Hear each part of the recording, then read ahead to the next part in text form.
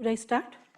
Okay, so I will give the first, at least the first part of the first lecture on board, and so already you have heard about the properties of the neutrinos. So the main plan here is to talk about, and you have heard about oscillations already. So we know that neutrinos have a mass and they mix. So what we want to understand as a part of these lectures is, first of all, how neutrino masses can be generated, and why in the standard model we cannot have a neutrino mass, and how do we generate neutrino mass, and also the mixing. So that would be the third lecture. I have a plan and reference which after the first part I will share. So we know that the neutrinos are spin half fermions. This much we know. So let us start with, if we consider spin half fermions, what is the equation they obey? Dirac equation, okay. So let's start with the Dirac equation.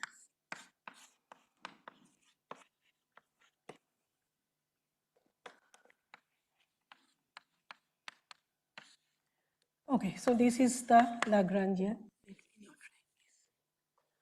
So this is the Dirac Lagrangian, right?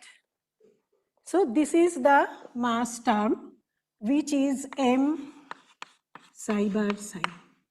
Now can anyone tell me the mass dimension of psi? So 3 by 2, right? So this is 3 by 2, 3 by 2, 3. So this has dimension, mass. This is a very easy way of seeing this, right? And what is the psi? Psi is the, we can say it's the Dirac spinor. It's a 4-component object. It's the Dirac spinor. It also is a quantum field. We can express psi as a quantum field. And when we say Dirac spinor, then what we mean is that it's actually a representation of the Lorentz group, right? So when we write this Lagrangian, then already we are writing it in a way that the Lorentz symmetry is respected. So you know that psi bar psi is an invariant. We have this bilinear covariance under Lorentz group. Psi bar psi is a invariant, and here also I have these indices contracted. So this is an invariant under the Lorentz group.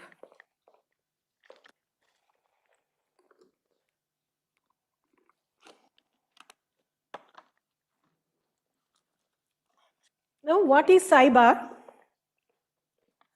Psi bar is psi dagger gamma 0. So this we are going to use many times. So I'm sure all of you know this, but just reminding you. And what are gamma mu? Gamma mu are set of 4 cross 4 matrices, and they obey certain relation.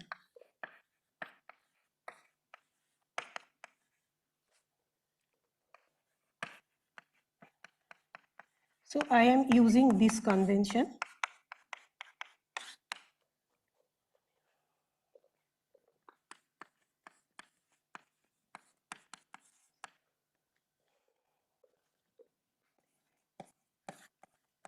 So my mu goes from 0, 1, 2, 3, and gamma 0 square is I, and gamma k square is minus 1, and gamma mu dagger is 0. So this is what is known as the Clifford algebra, and most of these relations I am sure you are familiar, and we can find out from these general properties without going to a representation. However, there are sometimes we go to a representation, and we will show that when we are going to the representations. So let me define another matrix gamma 5, which is I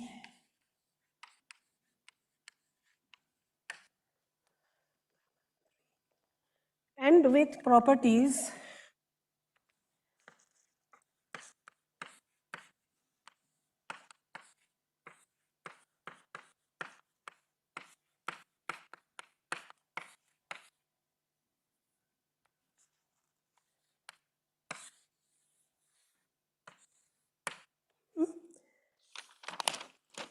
So, you know, it will be a good thing for you to remind yourself of these relations if you have forgotten. Now, one thing to note here is that gamma 5 square is 1. So then the eigenvalues of gamma 5 are plus minus 1. Okay.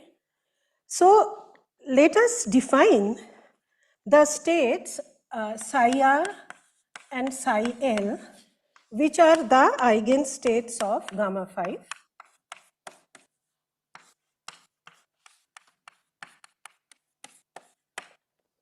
Okay. So these are the, you know, left-handed and the right-handed states which Andre mentioned, and this gamma 5 is called the chirality. So this is called the chirality, and this is the equation, eigen function psi r and psi l are the, so chirality in Greek means handedness, right? So we can always write the Dirac spinor psi in terms of these states psi l plus psi r, where I define psi r as half 1 plus gamma 5 psi equal to pr psi, and psi l as half 1 minus gamma 5 psi pl psi. And these PR and PL are called the projection operators, right? And what are the properties of these projection operators? PL square is PL, PR square is PR, and then we have PR PL as 0, PL PR. Okay, and we also need this one, PR gamma 0 equal to gamma 0 PL, and PL gamma 0 equal to gamma 0 PR.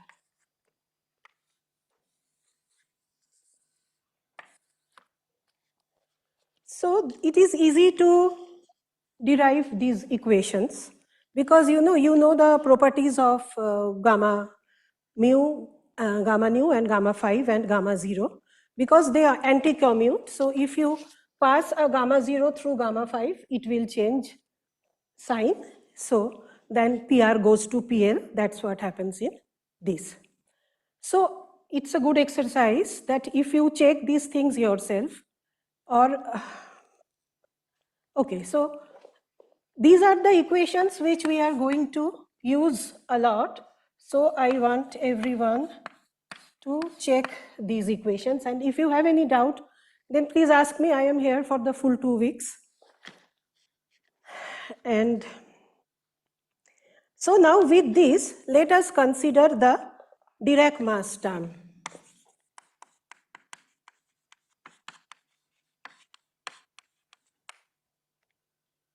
So I break it in terms of the chiral fields. Now you tell me what it is. Someone can tell me. You work it out yourself.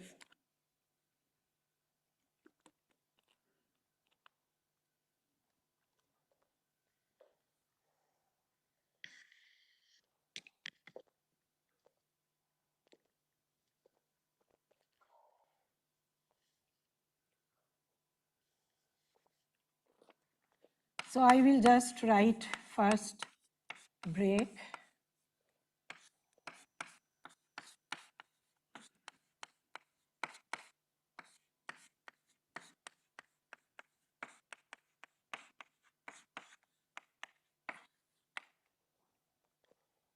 So are all the terms non-zero? Which one? So this is 0 and this is 0, right? Everyone agrees? You know, I can show one term if you have any doubt, then supposing I consider psi L bar psi R, then this is psi L dagger gamma 0 psi L. Because I have written psi L bar is psi L dagger gamma 0. Then I have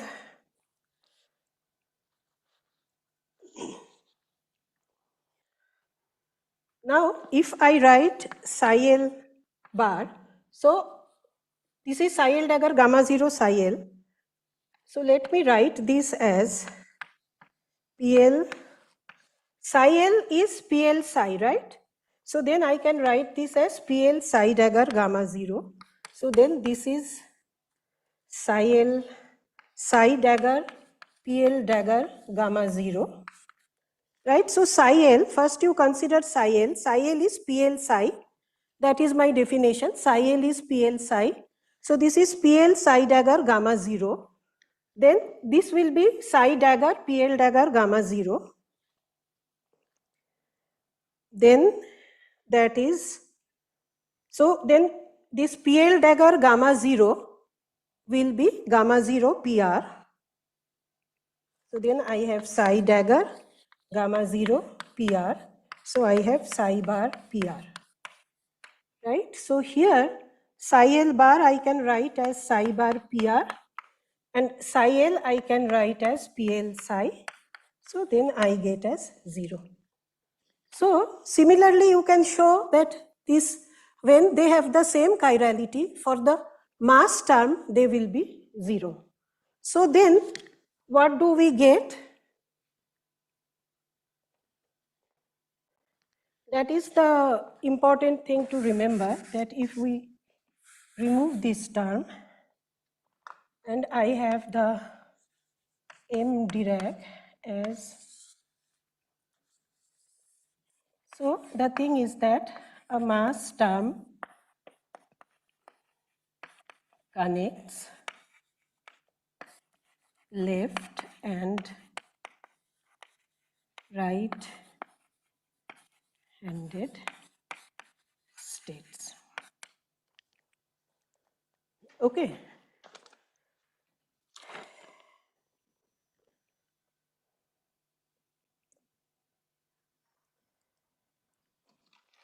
So then, we can also write the full Dirac Lagrangian in terms of the left and right handed states.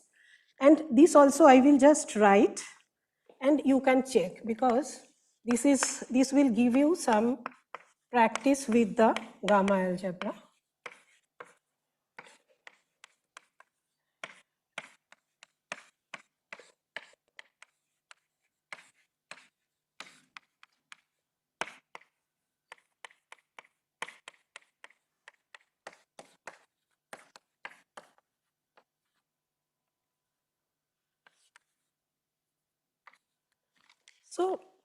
So the kinetic term connects the right to right and left to left.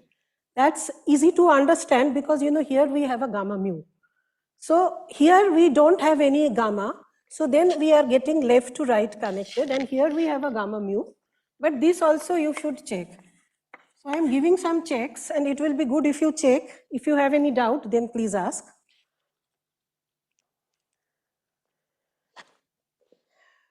So what we see is that psi r and psi l has independent kinetic terms, but they get coupled by the mass term.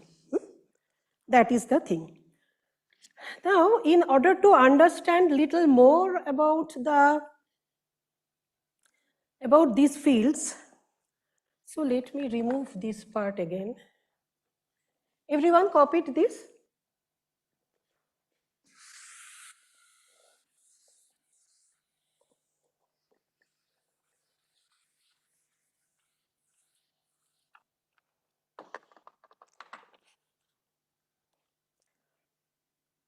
So let us choose to have a little more understanding about these psi r, psi l. Let us choose a representation called the chiral representation of the gamma matrices, okay? Where gamma 0 is 0, 1, 1, 0. Gamma I is 0, sigma I minus sigma I 0, and gamma 5 is minus 1, 0, 1. So this is the basis where the gamma 5 is diagonal. The conventional, the Dirac-Pauli representation, the gamma matrices are the following. I will just write for, this is another representation in which gamma 0 is diagonal, gamma I is same, and sigmas are the Pauli matrices.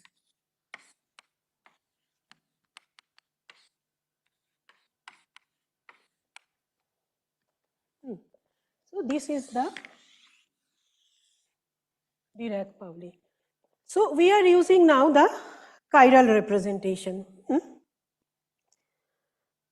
So then what is PR? My PR was half 1 plus gamma 5. So PR is 0, 0, 0, 1, and PL is half 1 minus gamma 5. So this is 1, 0, 0, 0 in the chiral representation. Now let me write psi as in terms of two component field chi L and xi r. So my psi is a 4 component field, this is a 2 component field, and this is a 2 component field. Okay. Now what is PR xi?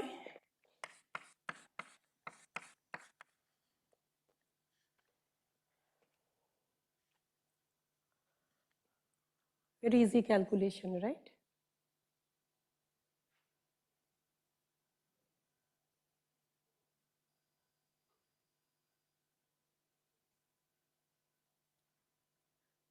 Does it project xi r?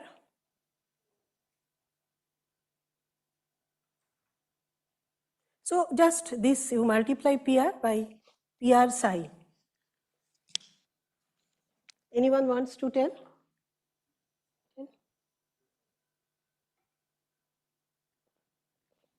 So this component is what? 0, good. And this? Xi r, right? Very good.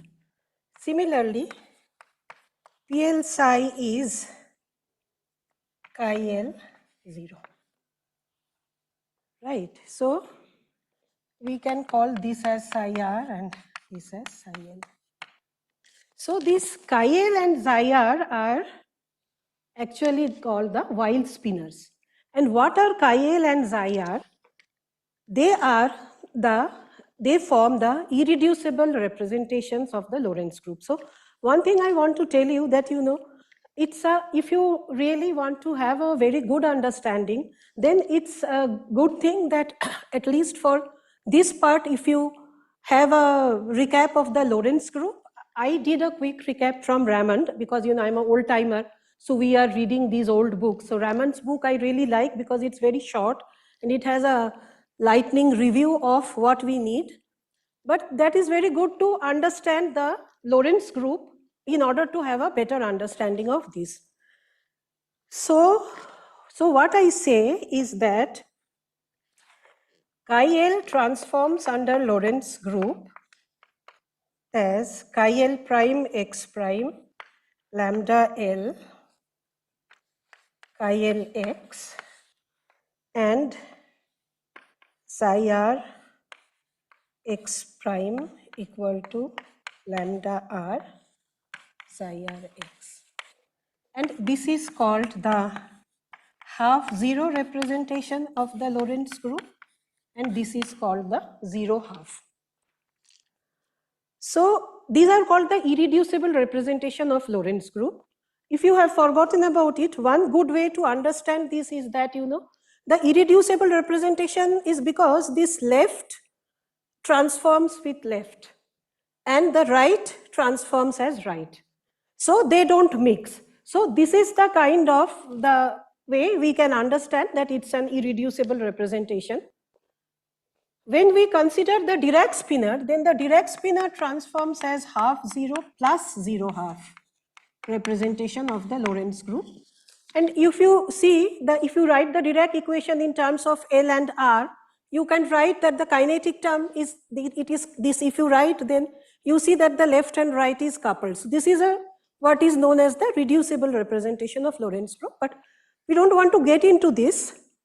We just want to emphasize that these chi L and psi R are very fundamental objects because they form the irreducible representation of the Lorentz group. So they are little more than what we are getting by applying the chirality operator on that. There is little more to it, which is that they form the irreducible representation of the Lorentz transformation. And if you recall the Lorentz algebra, then you can see that the Lorentz group, this is isomorphic to SU2 cross SU2. So if you write so Lorentz group has 6 generators, the rotations and the boost. And if you write the commutation relations of these operators, then this is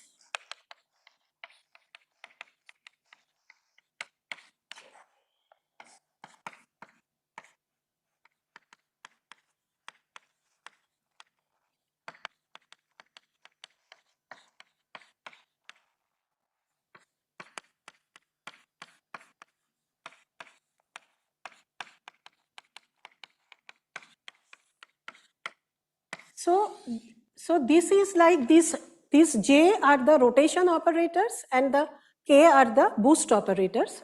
And one can show that this corresponds to 2 SU2s. So we can know how they transform. This lambda L and lambda R, how they transform under the Lorentz group. So we can write that under rotation, lambda LR goes to e to the I sigma by 2 dot omega. So for half 0, we will write Ji as sigma I by 2 and Ki as minus I sigma I by 2. And for the 0 half, Ji I am writing as sigma I by 2 and Ki as I sigma I by 2. So I am assuming this, I am writing what is there. If you have any difficulty in understanding, please let me know. So the thing is, I am writing the generators of the Lorentz group because I want to get this is only for the rotation. But I have to also take the boost. Yes? Bigger? Okay. Okay. So maybe I can go that side.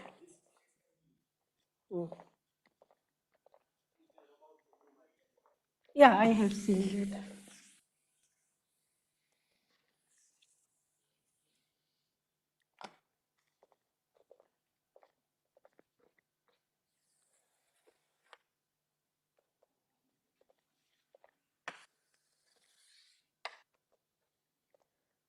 So then I can write lambda L as I sigma by 2 omega minus I eta. So this eta and omega are the parameters. So SU2 anyway, SU2 generators are sigma, hopefully you know. I will do little bit of the SU2 also. So these are my lambda L and lambda R.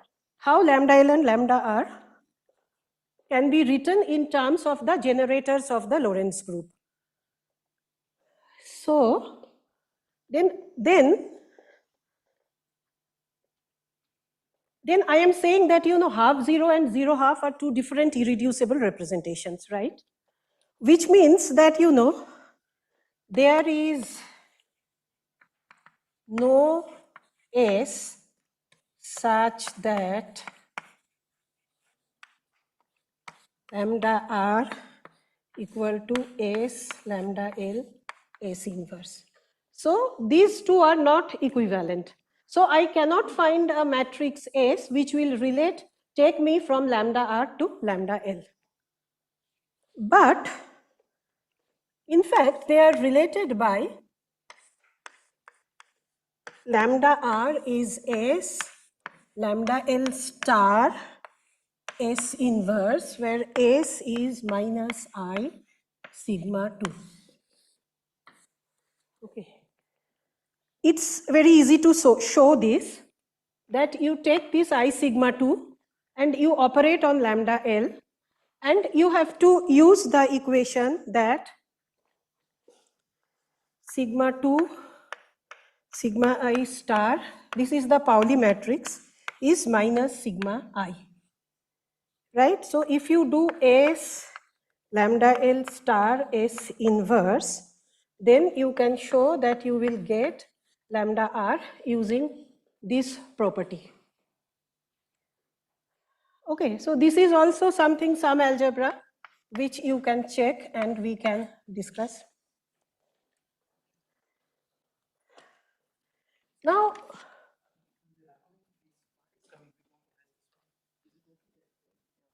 up to which part is coming? Okay. Okay, no problem. But I can use up to that part, right? That wherever, yeah. That's fine, yeah. So now what I want to calculate is how minus I sigma 2 chi L star will transform.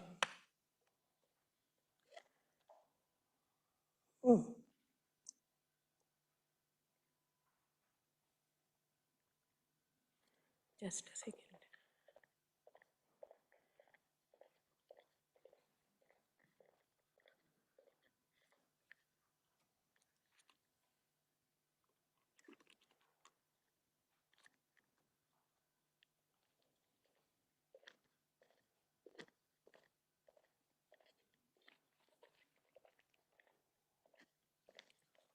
So, okay, I write this as minus I sigma 2 chi L star, I write lambda L star chi L star. Okay. Then I can write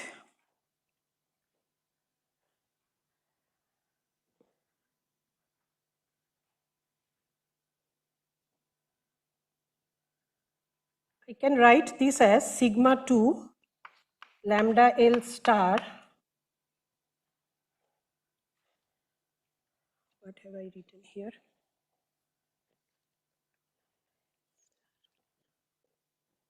Okay, I can put a sigma 2 square and I can write this as sigma 2 chi L star. Okay, and I have a minus I. Now this sigma 2 chi L star sigma 2, we have to remember that sigma 2 is minus sigma 2 star.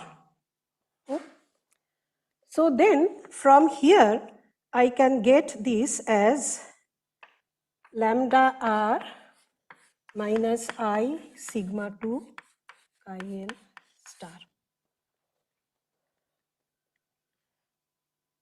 So what I see is that, minus I sigma 2 chi L star, that transforms as lambda r. So I am just using the properties of the sigma matrices. So then I am getting that minus.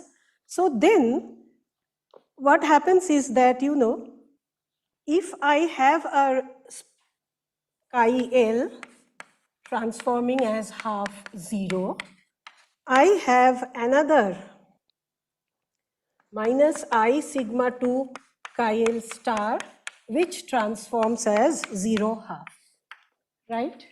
Similarly, we can do for chi r also. Then we had a spinor, Dirac spinor, which was my chi L xi r. I write that another spinor where it is chi L and minus I sigma 2 chi L star. Okay. So So this is the Majorana spinor. So if we consider transformation in terms of Lorentz group, then I know this was transforming as half zero. This is transforming as 0 half. Here, this is transforming as half zero. This is transforming as 0 half.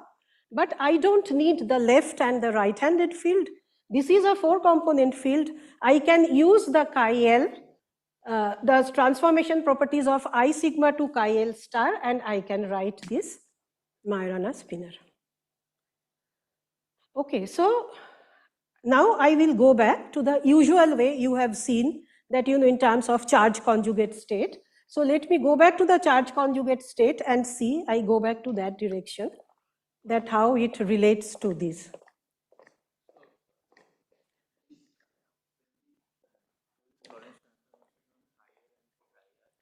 Yeah.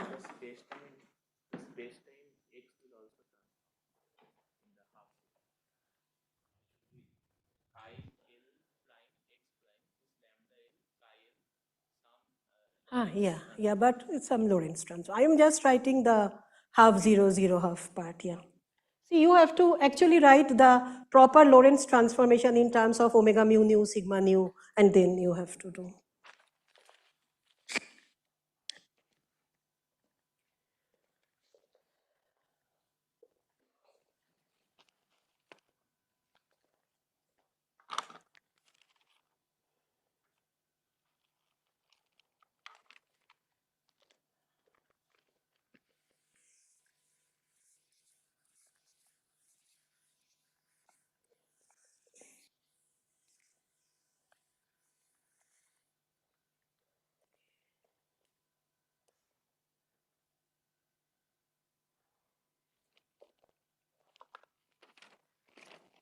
Okay. So now I will come to what is commonly known as charge conjugation. So commonly charge conjugation changes a particle to antiparticle. But like what we can do is we can use the equivalence of chi-L and minus I sigma to chi-L star, or psi r and minus I sigma to xi r and minus I sigma to xi r star, and try to define a charge conjugation. So I define my charge conjugate state as C gamma 0 transpose psi star. Now, there are several ways to derive this, okay? One maybe with which you are familiar is that we write the Dirac equation for a charge q, and then we try to see, what field obeys the same Dirac equation for the charge minus q. That gives you this operator. Another way to understand this is that, whether these have a Lorentz transformation properties as psi, because we have to have a 4-component field with Lorentz transformation, with proper Lorentz transformation properties, so that we can use them in writing my Lagrangian. So this you can check also. I am not checking that. You can take the infinitesimal Lorentz transformation and you can say, so there are two ways you can, actually there are many ways. One is you can do from Dirac equation. Another is you can check from Lorentz transformation. And the third thing is the Majorana way, which I forgot to mention, okay? And what is the Majorana way? The Majorana way is that, the way the Majorana spinor arose was because Majorana asked that the Dirac equation came from the Klein-Gordon equation, right? Then first there was the Klein-Gordon equation. So Majorana asked this question that, can we have a real solution, psi equal to psi star for the this kind of particles, fermions? And for that, one has to use something known as the Majorana representation, okay? So I have told you about Dirac-Pauli and the chiral representation, but there is something called the Majorana representation. I will give you the matrices. Where are the matrices? Anyway, somewhere. I will give you the matrices and you can check that If you use those representation, then you get psi equal to psi star. Now the question is, then psi equal to psi star is only in Majorana representation. How do we generalize this? And if you try to generalize this, then you land up with this equation. Okay, this is very well discussed in a review by Palashbar and Pal. When I show the references, I will show it. And if you really want, because I could not do the whole of Lorentz group, if you want your concepts to be very clear, I recommend that you read that review. It's really very good and discusses many things. So there are several ways where we can get. So for the time being, let me move with this. Now, I take that in the, while I consider so usually in a representation when gamma 0 transpose is gamma 0, we write this as C gamma 0 psi star. And in the chiral or in the Dirac-Pauli representation, this is I gamma 2 gamma 0. So here I have psi C as I gamma 2 psi star. Maybe I should. Psi C as I gamma 2 psi star.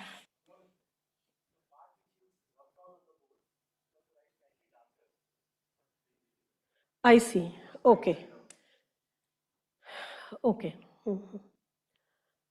So I will tell if it is not visible. I am taking, so in the say I will do in the wild representation or in the Dirac-Pauli, I can write C as I gamma 2 gamma 0. So gamma 0 square is 1. So my psi C is I gamma 2 square, I gamma 2 psi star. Okay.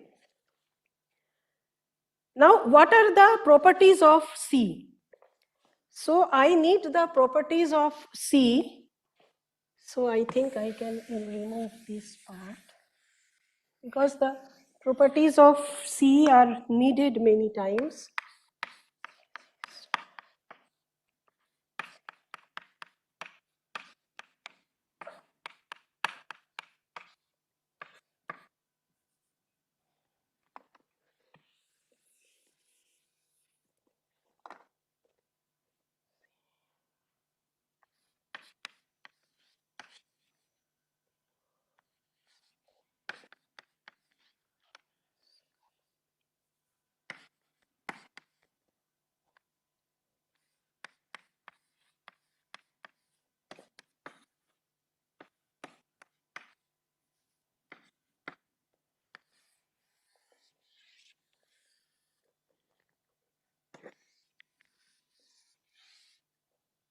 Again, there are several ways to derive these things, and it will be a good exercise for you to check these. Okay.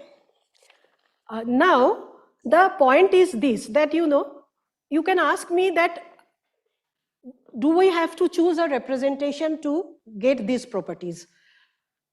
So yes, you can choose a representation and get these properties. That's the easiest way.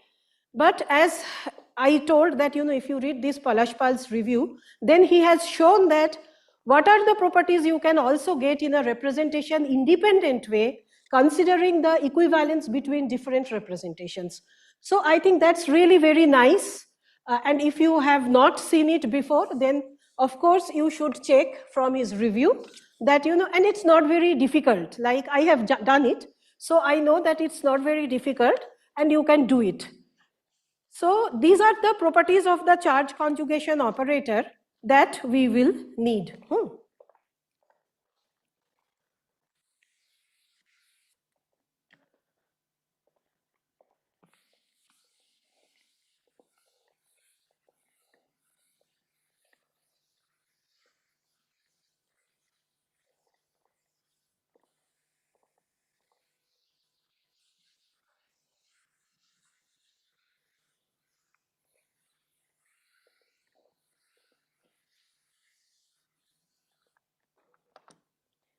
So then, if I consider now psi C I gamma 2 psi star, and I write I gamma 2 as I 0 sigma 2 minus sigma 2 0.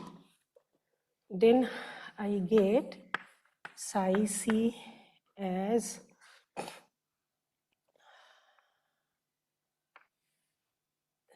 zero I sigma 2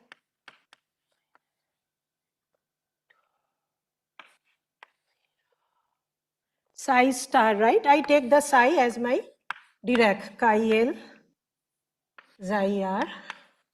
I take it as star. So then this is what? This is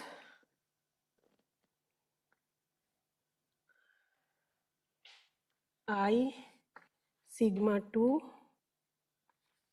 xi r star minus I sigma 2 chi L star.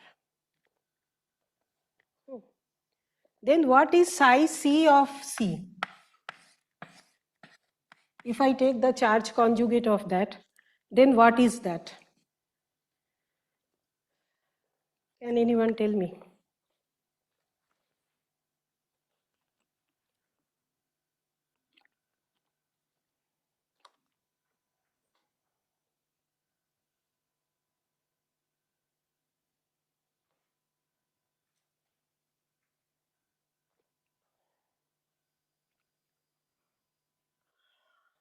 Even if you are not doing the algebra, what is psi c should be psi c of C. Yeah? Psi, right? Can you get it from the algebra? So we know that this is psi. So we can get it. So what we have to do is that, I have to take now psi c as my psi. So I have to operate this I sigma 2 on this. So I will get this as I sigma 2. Well, this is I had written earlier psi c there, right? The definition you can see here. Is it there or?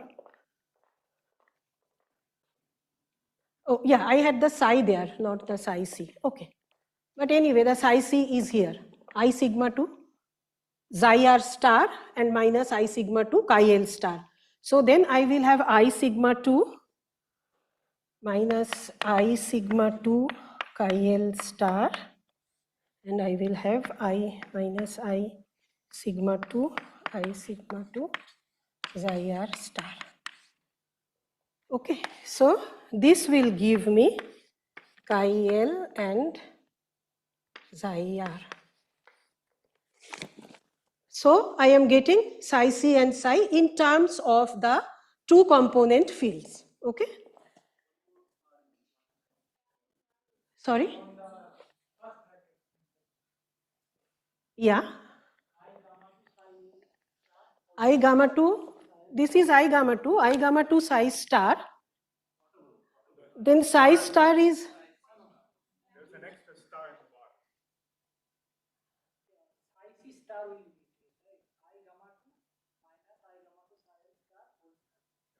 bottom. Because it's psi star, I gamma 2. So this is psi c is I gamma 2 psi star. So psi c is I gamma 2 psi c star. Anyway, it should come. You can check. I don't know if I have written something incorrect, but it should come. I think I sigma 2 psi r star, so that is chi L C, and write this as chi L C and xi r C.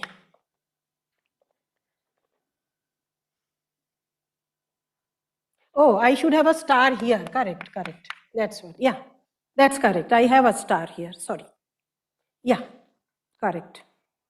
Another thing which I want to tell that, when I write psi c as C gamma transpose psi 0, psi star, I could have put one eta c to be more general. I could have put a phase eta c to be more general. And if I do psi c equal to psi, then I will get eta c square equal to plus minus 1. So these are the charge parities, that eta c square is plus minus 1. So that's fine. Then let us see what happens if we do this for the Majorana spinor, right? The same thing for the Majorana spinor. Let me do it here. No, I think I should do it here.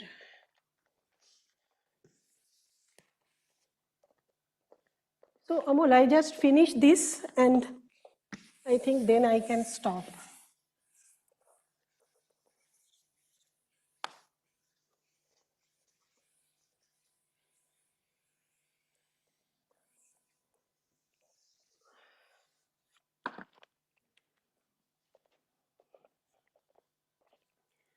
So we have seen that psi m is chi L minus I sigma to chi L star, right? Now what is psi m of C?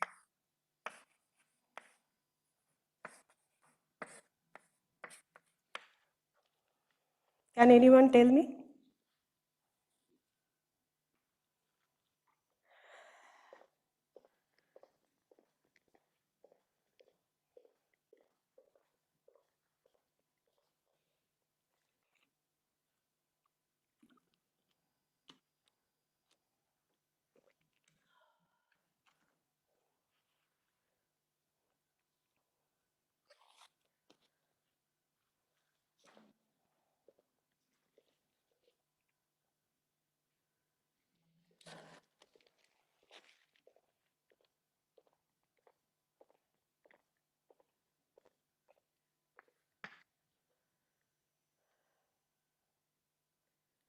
Anyone?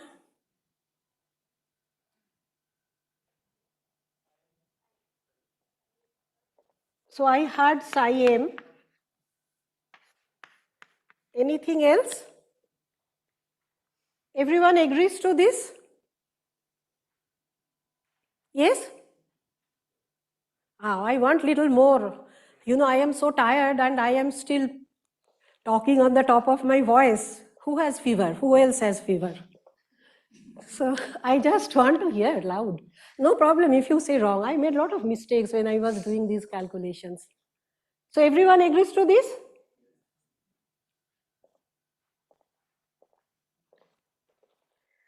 Okay, so I assume that everyone is able to do the calculation because as you saw, I was making mistakes, but this is like the same way you can do. So then, this is the fact that, you know, the Majorana spinor is its own charge conjugate. So when we write the Dirac and Majorana mass term, we will know this. You already know this, that you know that the Majorana spinor is its own charge conjugate. And if you really want to see, okay, this, like, you know, I don't know if the connection to the charge conjugation itself is very clear, but you can do it from that Dirac equation, as I said, and then you will see that this is the same field. So then I can write my psi Dirac as psi L plus psi R. I can write my psi Majorana as psi L plus psi L C. And you can see that, you know, psi MC is psi M. Okay. Okay. So then I will just do one more thing which we will need for the next lecture.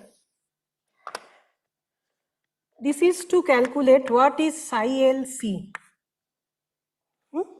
So when I wrote C gamma 0 transpose psi star, I can also write this as C psi L bar transpose. I am sure you can check it. Then this is C psi L dagger gamma 0 transpose. So this is C gamma 0 transpose psi L star. So we could have used C gamma 0 transpose psi L star also. I showed you one more step, which is it is C psi L bar transpose also. We can write it like that. Now then we can use some algebra of the PR operator and gamma 0. We can write psi L as PL psi star. Then this is equal to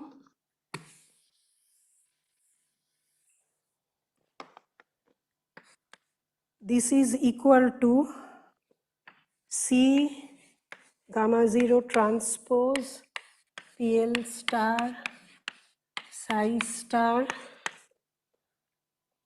equal to, so PL star, PL is Hermitian, so PL star is PL transpose. So we can write this as C gamma 0 transpose PL transpose psi star. Then this is equal to C. I use that relation there, gamma 0 transpose PL transpose as PR transpose gamma 0 transpose psi star. Then I will find PR. So PR transpose C is PRC. Then C gamma 0 transpose psi star. So this is psi C. So I get that psi LC is equal to PR psi C, and then I can write that psi L C equal to psi C R. This is something we use a lot. Okay. So for the chiral field, if I do psi L C, it is equal to psi C R.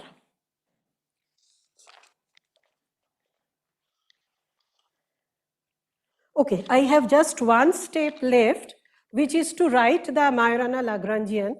So let me write that.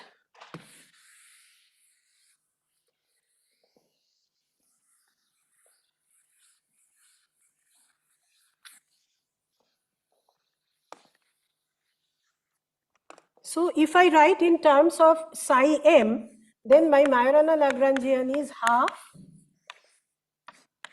psi bar m I gamma mu del mu psi m minus mm psi m bar psi m.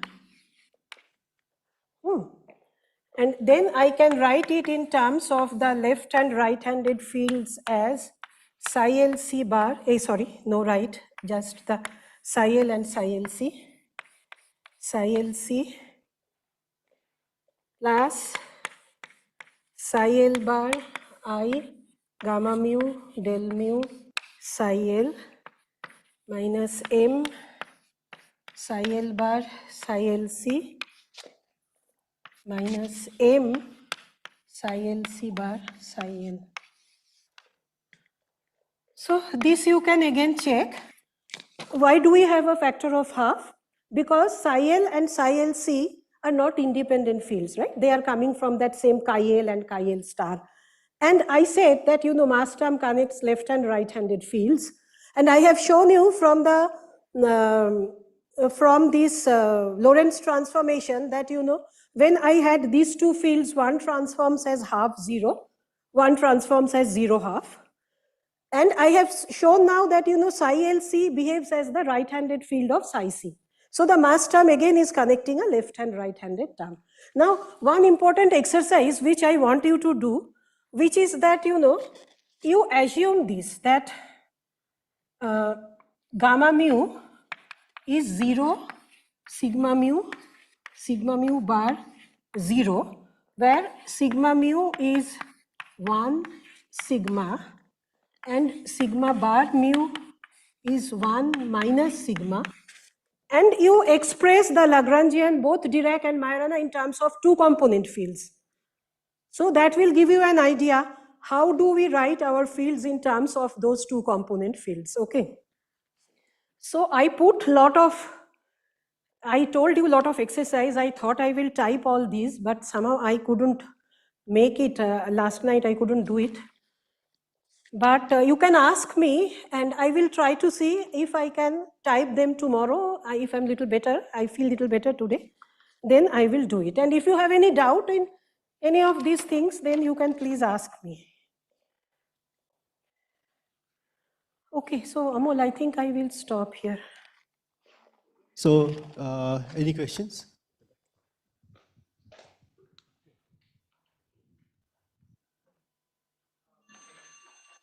Ma'am, in the Palaspal lecture, Yeah. he described two things: Lorentz covariant conjugation, Yes, yes. that he writes psi cap, Yeah. and a charge conjugation that he apply on a field space. Yes, yes. So he generally use C, psi, C cap. Yes, I know, yeah. And the So, I psi don't C want to... you used is psi cap of Palaspal paper. See, everyone has to, I feel that, in this, everyone has to develop their own logic. Why he calls it Lorentz covariant conjugation, that is very clear, because, I showed you that if we go to the 0 half, then you get the psi LC, right? That part is very clear. Now, if you tell me that, I think the confusion is because that whether this is changing the helicity or not, right? I think what you should do is you should take the Dirac equation. First, you go to the Dirac spinor, write down the solution of the Dirac equation, apply charge conjugation in that, and you understand that if the helicity is changing or not. Charge conjugation should not change helicity.